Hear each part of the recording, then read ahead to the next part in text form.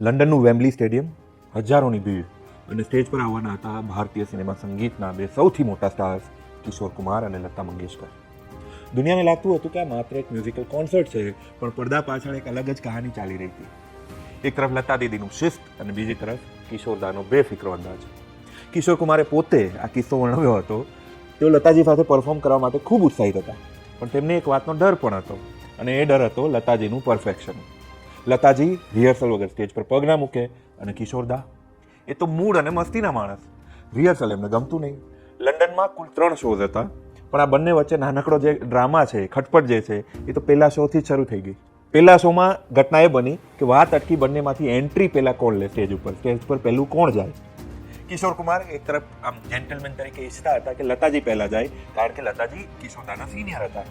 પણ લતાજી ના માને. અંતે તેઓ સ્ટેજ પર ગયા લતાજી, પણ ગાવા માટે નહીં, કિશોરદાનું ઇન્ટ્રોડક્શન આપવા માટે. અને ત્યાં જ એમણે પોતાની સેન્સ ઓફ હ્યુમર બતાવી. હજારો લોકોની સામે માઇક પર એમણે કહ્યું કે હું કિશોરને દા એટલે કે મોટો ભાઈ કહું છું, એટલા માટે નહીં કે હું એમને માન આપું છું, પણ એટલા માટે કેમ કે મારા કરતાં ઉંમરમાં મોટા છે. ઓડિયન્સ હસી પડી, વાતાવરણ હળવું હતું. કિશોરદાએ પણ પોતાની સેન્સ ઓફ હ્યુમર બતાવી કે હા, 1 મહિનો અને 24 દિવસ જેટલો મોટો છું હું. પણ અસલી મજા હવે શરૂ થઈ, કેમ કે આ તો શરૂઆત હતી. આ બંનેની ખરી ટક્કર તો સોંગ્સના સિલેક્શનમાં ચાલુ થઈ. ઓર્ગેનાઇઝર્સે જાહેરાત કરી દીધી હતી કે આ બે દિગ્ગજો જે છે એ અંગ્રેજી મેં કહેતે હૈ આઈ લવ યુ એ ગીત ગાશે. પણ લતાજીએ ચોખ્ખી ના પાડી દીધી. કેમ? કારણ કે એ ગીતમાં ઇડિયટ શબ્દ આવતો હતો. લતાજીનું કહેવું હતું કે સ્ટેજ પરથી આવા શબ્દો નહીં ગાય. હવે બીજા ગીત પર એ વાત અટકી, અને એ ગીત હતું પગ ઘૂંઘરું બાંધ મીરા નાચી. ગાવાની વાત આવી, લતાજીએ મક્કમ થઈને ના પાડી દીધી. શું કામે? કેમ કે એ માનતા હતા કે આ ગીત જે છે એ મીરાબાઈનું અપમાન કરે છે. આયોજકો અને કિશોરદા બે મુસીબતમાં. લિસ્ટમાંથી એક પછી એક હિટ ગીત જ નીકળી રહ્યા હતા. અને ત્યારે સ્ટેજ ઉપર જઈને લતાજીએ એક નવી ફરમાઈશ મૂકી કે કિશોર, તમે કોઈ ભજન ગાઓ.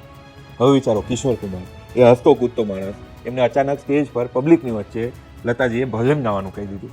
કિશોરદા થોડી વાર ગભરાઈ ગયા. એમને યાદ કર્યું તું પણ કોઈ ભજન યાદ ના આવે. સામે હજારોની ભીડ હતી જે રાહ જોઈ રહી હતી કે કિશોરદા હમણાં ગાશે, અને કિશોરદા ટોટલી બ્લેન્ક. એક પણ માટે લાગ્યું કે આખો શો બગડી જશે, પણ એ જ સમયે એ જાદુગર જેવા માણસને એક સૂર યાદ આવ્યો, અને એ સૂર પણ એક જાદુગર માણસનો હતો. એ જાદુગર હતા એસ.ડી. બર્મન. એમણે ગાયેલું એક અદ્ભુત ગીત હરિનામ કા પ્યાલા. કિશોરદાએ આંખો બંધ કરી અને ગાવાનું શરૂ કર્યું.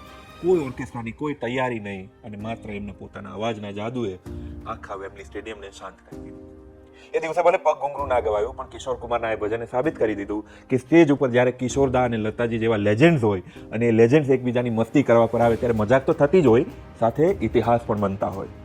લંડનના લતા કિશોરના એ શોઝ આજે પણ લોકો યાદ કરતા હોય છે, કેમ કે ત્યાં સરસ્વતીના બે સંતાનોએ એક સરની જમાવટ કરી દીધી હતી. નમસ્કાર.